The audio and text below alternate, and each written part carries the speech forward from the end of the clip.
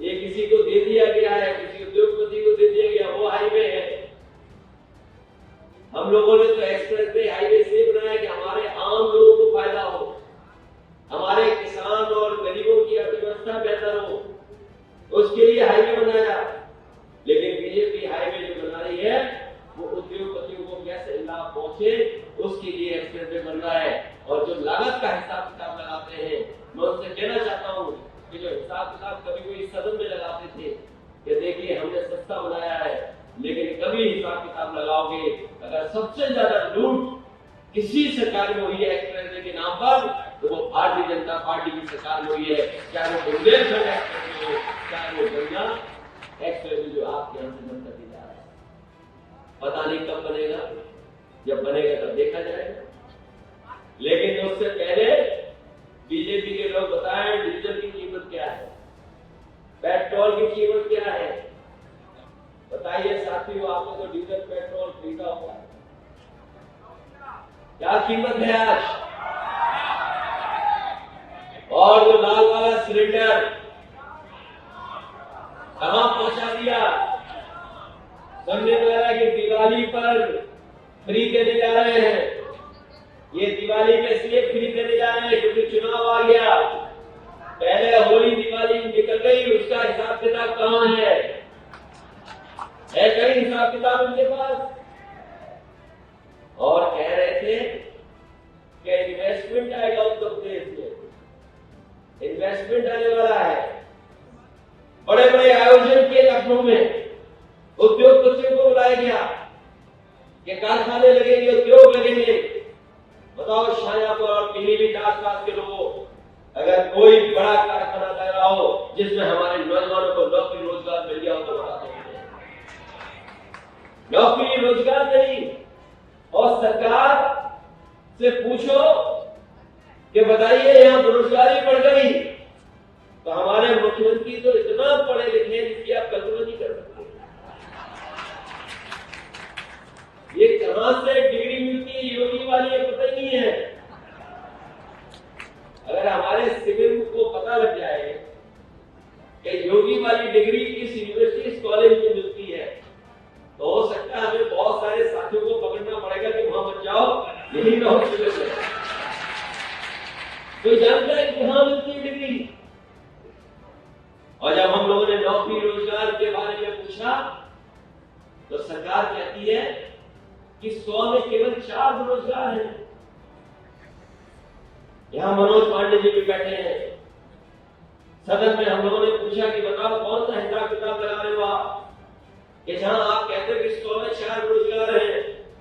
बताओ शाहजहांपुर के लोगों, क्या ये हम ये बात मान लें सरकार की कि 100 में केवल 4 बेरोजगार हैं?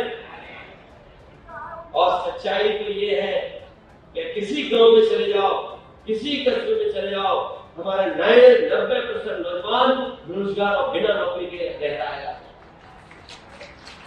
और फिर क्या सरकार कहती थी कि नौकरी केवल यादवों को मिल जाती है, मुसलमान भाइयों को मिल जाती है। और बोलते बोलते हमारे मुख्यमंत्री जी कौन सी भाषा बोल गए? इनकी सरकार में 46 से 56 हो जाते। बताओ हमारे मुख्यमंत्री कितने जानकार हैं। 46 से 56। हमने पूछा कि वो सूची का है 46 से 56 वाली, आज तक नहीं मिली 46 से 56। अगर मुख्यमंत्री जी नहीं दे पा रहे हैं तो कम से कम यहाँ के लोग दे दे, यहाँ के मंत्री घूम रहे। 46 से 56 कौन भरोसा करेगा? और जो नौकरियां मिल रही हैं, आप जानकारी कर लेना, इतना भ्रष्टाचार कभी उत्तर प्रदेश में नहीं हुआ। चाहे किसी विभाग में नौकरी आप देख लेना, जितने भी नौकरी पाए हैं उनसे कुछ न कुछ हिसाब किताब सरकार ने मांगा या कुछ लोगों ने वसूल दिया, तब जाकर के उन्हें नौकरी मिली। अभी सीबीआई हुई है, विधानसभा विधान परिषद की नौकरियों में सीबीआई हुई है। भागते फिरे सुप्रीम कोर्ट सरकार के लोग। सोचिए सरकार का जब पर्दाफाश होने लगा तो सरकार के बड़े बड़े लोग सुप्रीम भागे और कहा कि विधानसभा विधान परिषद की नौकरियों की सीबीआई जांच नहीं करे। कभी सूची निकलवाना विधानसभा विधान परिषद में किन लोगों को नौकरी दी है, और जो विभागों में नौकरियां बन रही है बिना पैसे के किसी को नौकरी नहीं मिल रही। इसलिए हम आपसे कहना चाहते हैं, आपको हमको सावधान रहना पड़ेगा। समाजवादियों ने अगर पुलिस भर्ती की थी तो हम लोगों ने पुलिस भर्ती में केवल नंबर मांगे थे नौजवानों के कि 10वें 12वें के नंबर ले आओ और दौड़ के दिखा दो, आप भर्ती हो जाओगे, आपको कोई परीक्षा नहीं देनी पड़ेगी। ऐसा इंतजाम किया था, और वो इंतजाम इसलिए किया था कि कई बार नौजवानों के सामने खिलवाड़ जाती उनकी भविष्य की। आज जो नौकरियां हैं, नौजवानों को नौकरी चाहिए, बताओ नौकरियां हैं कहां पर, रोजगार कहां है, और जो आउटसोर्स की व्यवस्था है वो बताओ आपके हमारे अधिकारों को छीन रही कि नहीं छीन रही। जो आउटसोर्स की व्यवस्था है ये परमानेंट नौकरी नहीं है, ये आधी अधूरी नौकरी है। अभी तक तो सरकारी विभागों में आउटसोर्स था, ये जो अग्निवीर है, जो फौज की भर्ती है, बताओ आउटसोर्स से कम है क्या ये? अग्निवीर की भर्ती भी आउटसोर्स जैसी है। और अभी पहला नौजवान शहीद हुआ 19 साल का, 19 साल का नौजवान शहीद हुआ, उसे कोई सरकार की तरफ से सम्मान नहीं मिला, न शहीद का दर्जा मिला। और जब वो आया तो कोई सरकारी लोग नहीं आए थे, फौज के लोग उसके घर छोड़ नहीं आए थे, एक प्राइवेट एम्बुलेंस छोड़ करके चली गई। सोचो, ये कहते हैं हम राष्ट्रभक्त हैं, हम देशभक्त हैं। लोग जो लोग देशभक्त हैं वो अग्निवीर जैसी टेम्परेरी नौकरी नहीं देंगे। और मैं कहना चाहता हूं, जो सच्चे राजभक्त होंगे वो पहली जैसी हमारे नौजवानों को नौकरी दिलाने का काम करेंगे। और मैं समाजवादी साथियों से नौजवानों से कहना चाहता हूं, जैसे पहले फौज की भर्ती होती थी वैसे ही फौज की भर्ती होगी, तब हम उसे मानेंगे पक्की नौकरी, वरना उससे पहले हम अग्निवीर को पक्की नौकरी नहीं मानेंगे। इसलिए लड़ाई बहुत लंबी है, बहुत लंबी लड़ाई है। हमें आपको हर चुनौती का मुकाबला करना पड़ेगा, हर तरह की परिस्थितियों का मुकाबला करना पड़ेगा।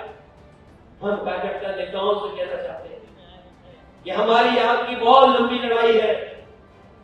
हमारे मंच की लड़ाई, आपस की लड़ाई तो हम लोग जब चाहेंगे तब खत्म कर लेंगे, लेकिन अगर हम 24 चूक गए तो इसकी भरपाई कभी नहीं होगी। ये याद रखना चाहते हो। मैं ये जानता हूं कि जो कुछ थोड़ा बहुत आपसी दूरियां हैं वो मंच पे तो हो सकती हैं, लेकिन हमारे गांव में रहने वाले कार्यकर्ता और साथी के अंदर कहीं दूरी नहीं है। इसलिए हमारे तमाम साथियों से अपील है कि ये चुनाव 24 का चुनाव अपने भविष्य का चुनाव समझना, आने वाली पीढ़ी का चुनाव समझना। और इसलिए मैं अपील कर रहा हूं, ये शाहजहांपुर की धरती ये शहीदों की धरती रही है। यहाँ के तमाम अनगिनत लोगों ने इस देश को आजादी दिलाने के लिए अपनी जान तक निछावर कर दी। इसलिए संविधान बचाने के लिए हमारी आपकी जिम्मेदारी है। संविधान बचेगा तो हमारा आपका भविष्य बचेगा। ये जो शिविर चल रहे हैं ये इसलिए भी जरूरी है कि हमारे कार्यकर्ता जागरूक हो चीजों को लेकर, कि हम लोग कितने जागरूक हैं। हालांकि हम लोग गठबंधन के हिस्से हैं, इंडिया गठबंधन के हिस्से, लेकिन याद रखना हमारा और आपका कोई रास्ता निकाल सकता है तो वो पीडीए है। पीडीए के अलावा कोई दूसरा रास्ता नहीं है। जब तक हम अपने पिछड़े दलित अल्पसंख्यक भाई और अगड़ों का साथ लेकर के चलेंगे तो एनडीए का मुकाबला हमारा पीडीए कर ले जाएगा। कोई मुकाबला नहीं जो इतना हम लोग अगर करना चाहेंगे तो। ये जो पीडीए है यही हराएगा एनडीए को। एनडीए की हवा खराब है, पीडीए से। और जो लोग थोड़ी बहुत साजिश और षड्यंत्र कर रहे हैं, कभी कभी हम सोचते हैं कि हम लोगों को कितनों से मुकाबला करना है। याद कीजिए सपा और बसपा का भी अलायंस हुआ, लेकिन बीजेपी बाजी मार गई क्योंकि हम लोग बूथ और गांव में तैयार नहीं थे।